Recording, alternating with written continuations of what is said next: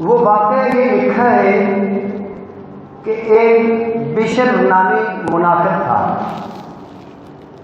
اور دوسری طرف یہودی تھا۔ ان دونوں کا جھگڑا ہو گیا۔ فیصلے کے لیے بشر کہا کرتا تھا، جو منافق تھا وہ کہتا تھا کہ فیصلے کے لیے فیصل جو ہے کعب بن اشرف یہودی کو بناؤ، اور یہودی کہتا تھا کہ نہیں، فیصلے کے لیے فیصل حضرت محمد رسول اللہ صلی اللہ علیہ وسلم کو بناؤ۔ اس منافق نے بڑی کوشش کی کہ آپ صلی اللہ علیہ وسلم کے پاس یہ معاملہ نہ جائے، اس لیے کہ وہ منافق جانتا تھا کہ آپ صلی اللہ علیہ وسلم حق اور سچ، عدل اور انصاف کا فیصلہ کریں گے۔ وہ عدل، وہ انصاف جو ہمارے معاشرے کے اندر فروغ ہوتا ہے، ہمارے معاشرے میں وہ عدل و انصاف فروغ ہوتا ہے۔ اس طریقے سے اتنی بے دردی کے ساتھ، اتنی ارزانی کے ساتھ کہ ایک کپڑے کی دکان کے اوپر اتنی آسانی سے آپ کو کپڑا نہیں ملے گا، اتنی آسانی کے ساتھ آپ کو سبزی کی دکان پر سبزی نہیں ملے گی، جتنی آسانی کے ساتھ اس ملک کے اندر عدل و انصاف فروغ کیا جاتا ہے۔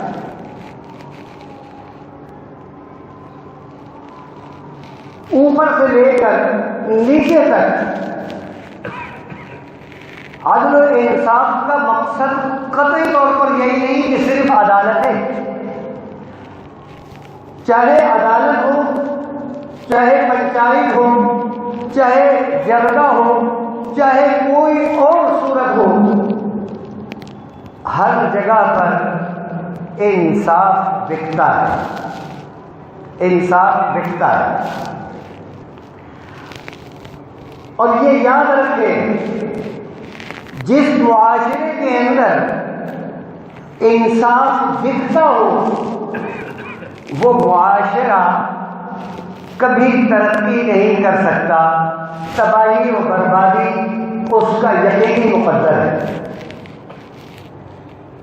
یہ انصاف بکا نہیں تو کیا ہوا؟ کل نہیں پرسوں ہمارے ملک کے اندر اتنا عظیم اور اتنا بڑا سانحہ ہوا کہ جہاز ٹکرا گیا، 47 افراد جو ہے وہ اللہ کو پیارے ہو گئے۔ حکمرانوں کے لیے قاعدہ اور قانون یہ ہے کہ دو بڑے افسر، دو بڑے آدمی ایک جہاز کے اندر نہیں بیٹھیں گے۔ صدر اور وزیر اعظم اگر ایک جگہ پر ایک ہی وقت میں جا رہے ہیں تو دونوں ایک جہاز میں نہیں بیٹھیں گے۔ یہ آئین ہے ہمارا کہ دونوں ایک جہاز میں نہیں، صدر کا الگ، وزیر اعظم کا الگ، اس لیے کہ ان کی جان جو ہے وہ بہت قیمتی ہے، ان کی جان جو ہے بہت اعلیٰ ہے، اس لیے صدر اور وزیر اعظم نہیں بیٹھیں گے۔ اور جانے سے پہلے ایک نہیں 2 جہاز تیار کھڑے ہوں گے، گاڑیاں ایک نہیں کئی گاڑیاں ایک جیسی سیم کلر کی کھڑی ہوں گی، اور اس وقت صدر صاحب کی مرضی ہے، ان کے پروٹوکول افسر کی،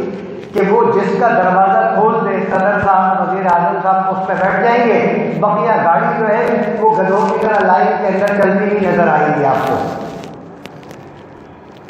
اس لیے کہ وہ کسی اور چیز سے بنے ہیں۔ جس قوم کے اندر اتنی گراوٹ آ جائے، یہ حکمران قوم کے افراد ہیں، یہ ہمارے ہی لوگ ہیں، ان کو ہم ہی نے منتخب کیا ہے، آسمان سے اتر کے نہیں آئے، یہ بات کوئی اچنبے کی میں نہیں کہہ رہا،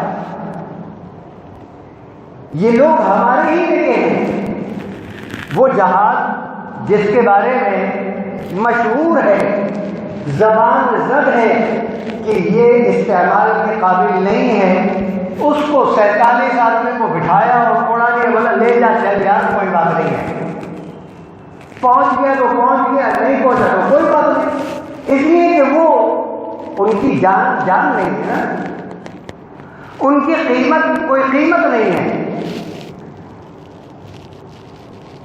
صدر ہو، وزیر اعظم ہو، وزیر اعلیٰ ہو اور کابینہ ہو، بیوروکریٹس ہو، افسران ہو اور جتنے بھی ہیں، ان سب کی جان جو ہے وہ انوکھی جان ہے، پتہ نہیں کہاں سے کس طریقے سے پیدا ہوئے۔ ہم لوگ تو اپنے والدین کی اولاد ہیں، ماں سے پیدا ہوئے ہیں، یہ پتہ نہیں کون سے انوکھے انداز کے اندر پیدا ہوئے کہ ان کی جان اتنی قیمتی ہے کہ پوری ملک کا سرمایہ، پورے ملک کا سرمایہ داؤ پہ لگ جائے، لیکن وزیر اعظم کو نہیں مرنا چاہیے۔ دیکھ لیں کب تک نہیں مریں گے وزیر اعظم صاحب، کب تک نہیں مریں گے صدر صاحب، کب تک نہیں مریں گے گورنر صاحب، کب تک نہیں مریں گے وزیر اعلیٰ صاحب، کب تک نہیں مریں گے پارٹی کے سربراہان۔ دیکھ لیں، المیہ ہے، واللہ العظیم میں کہہ رہا ہوں کہ دل خون کے آنسو رو رہا ہے اس حادثے کے اوپر کہ دنیا کے اندر، ہمارے ملک کے اندر، دنیا کے اندر نہیں ہمارے ملک کے اندر ایک انسانوں کی قیمتوں کے اندر اتنی تفریق کہ ایک انسان کی قیمت اس کی بولی آسمان کے اوپر اور دوسری کی بولی زمین کی مٹی سے بھی کم، اتنا فرق خدا کی قسم جس معاشرے کے اندر وہ معاشرہ ترقی نہیں کر سکتا، وہ معاشرہ کبھی ترقی نہیں کرے گا۔ عدل و انصاف جو ہے وہ معاشرے کی ترقی کا اہم جز ہے۔ جب یہ آ جائے معاشرے کے اندر ہر ایک اپنے اختیارات کی حد تک کہ یہ میرا ہے، یہ پرایا ہے، یہ میرا ووٹر ہے، یہ فلانے کا ووٹر ہے، یہ میرا سپورٹر ہے، یہ فلانے کا سپورٹر ہے، یہ میری جماعت کا ہے، وہ اس کی جماعت کا ہے، یہ میرا دوست ہے، وہ اس کا دوست ہے۔ جب معیار انصاف کا یہ ہو جائے اور انصاف اتنا آسان اور اتنا سستا ہو جائے تو پھر اس صورت کے اندر معاشرے کے اندر تباہی و بربادی ہی آتی ہے۔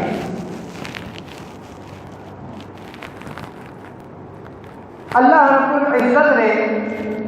آپ صلی اللہ علیہ وسلم کو اطاعت کے لیے بھیجا۔ میں واقعہ یہ سنا رہا تھا کہ بشر اور یہودی نامی جن کا جھگڑا ہوا، آپ صلی اللہ علیہ وسلم کے پاس معاملہ کیا۔ میں مختصر کروں گا اور ایک بات ضمناً بھی کہہ دوں کہ جسے محاورت کہتے ہیں کہ جی یہ باپ دادا سے رونا چلا آ رہا ہے، تو یہ رونا باپ دادا سے میرے چلا آ رہا ہے۔ میرے باپ بھی والد محترم یہاں پہ بیٹھا کرتے تھے اور یہی روتے تھے کہ بھائی آپ لوگ بعد میں آتے ہیں، اس وقت تقریر ختم ہو رہی ہوتی ہے، آخر میں جملہ سن لیا، آئندہ جملے پھر جب جہاں سے شروع ہوگا اس وقت پھر آپ نہیں ہوں گے، آخر سے سنیں گے۔ تو یہ حضرت والد صاحب رحمۃ اللہ علیہ یہی روتے ہوئے چلے گئے، ہم بھی یہی روتے ہوئے چلے جائیں گے، کوئی بات نہیں، یہ دنیا ہے، اسی کے لیے ہے۔ لیکن میرا ایمان ہے اس بات کے اوپر کہ ایک شخص سننے والا ہے اور اخلاص کے ساتھ ہے تو میرے لیے کامیابی 100% ہی ہے۔ اس میں میرے لیے مغفرت کا ذریعہ وہی ایک شخص جو بیٹھ کر سن رہا ہے اخلاص کے ساتھ، وہی میرے لیے میرے مغفرت کا ذریعہ ہے۔ یہ میرا ایمان ہے اس پر۔ بہرحال آپ صلی اللہ علیہ وسلم کے پاس معاملہ لیا، معاملے میں آپ صلی اللہ علیہ وسلم نے پوچھ گچھ کے بعد گواہی جو کارروائی ہوتی ہے، اس کارروائی کے بعد آپ صلی اللہ علیہ وسلم نے یہودی کے حق میں فیصلہ کر دیا۔ ظاہری طور پر یہودی حق پر تھا، آپ نے فیصلہ یہودی کے حق میں کر دیا۔ اب وہ منافق جو کہ لوگوں کے سامنے مسلمان بنا ہوا تھا منافق، اب وہ تیل ملانے لگا، اس کے اندر پیچ و تاب آنے لگے کہ یہ کیا ہو گیا، یہ فیصلہ تو یہودی کے حق میں ہو گیا، اب تو میں بدنام ہو جاؤں گا، میرے سے چیز بھی چلی جائے گی۔ اس نے بشر نامی منافق نے کہا کہ ایسا کرو، یہ فیصلہ حضرت عمر رضی اللہ تعالیٰ عنہ کے پاس لے کے چلتے ہیں۔ بشر کا خیال یہ تھا کہ حضرت عمر رضی اللہ تعالیٰ عنہ کفار کے معاملے میں بہت سخت تھے، اور صحابہ کرام کی قرآن مجید نے یہ صفت بیان کی ہے کہ اشداء علی الکفار رحماء بینہم، کافروں کے اوپر سخت ہے، مسلمان کے لیے آپس میں ایک دوسرے کے لیے رحم دل ہے۔ یہ صحابہ کی صفت اللہ رب العزت نے قرآن مجید کے اندر بیان کی ہے۔ تو اس نے کہا کہ یہ یہودی کافر ہے، یہ معاملہ لے کے چلتے ہیں حضرت عمر رضی اللہ تعالیٰ عنہ کے پاس۔ یہودی نے کہا چلو، یہودی نے کہا کہ چلتے ہیں حضرت عمر کے پاس، لیکن بتلاؤں گا، بیان میں کروں گا، متکلم میں ہوں گا۔ چلو، اس کی ذہن میں نہیں تھا، لیکن پہنچ گئے حضرت عمر رضی اللہ تعالیٰ عنہ کے سامنے۔ اس یہودی نے بیان کیا، سارا معاملہ بتایا، اور معاملہ بتانے کے بعد کہا کہ آپ صلی اللہ علیہ وسلم نے میرے بارے میں فیصلہ کیا ہے، اور یہ منافق جو بشر ہے، یہ آپ صلی اللہ علیہ وسلم کے فیصلے کو نہیں مانا، اور اس نے کہا کہ چلو حضرت عمر کے پاس، ہم آپ کے پاس آئے ہیں فیصلہ کرانے کے لیے۔ حضرت عمر رضی اللہ تعالیٰ عنہ نے کہا کہ اچھا رکو، میں فیصلہ کرتا ہوں۔ گئے اندر، اور جانے کے بعد تلوار لائے، اور تلوار سے اس منافق کی گردن جسم سے جدا کر اڑا دی۔ کہا کہ جس کو رسول اللہ صلی اللہ علیہ وسلم کا فیصلہ پسند نہ آئے، اور وہ آپ صلی اللہ علیہ وسلم کے فیصلے کو پسند نہ کرے، اس کے لیے عمر کا فیصلہ یہ گردن یہ اڑائی ختم۔ یہ واقعہ ظاہری طور پر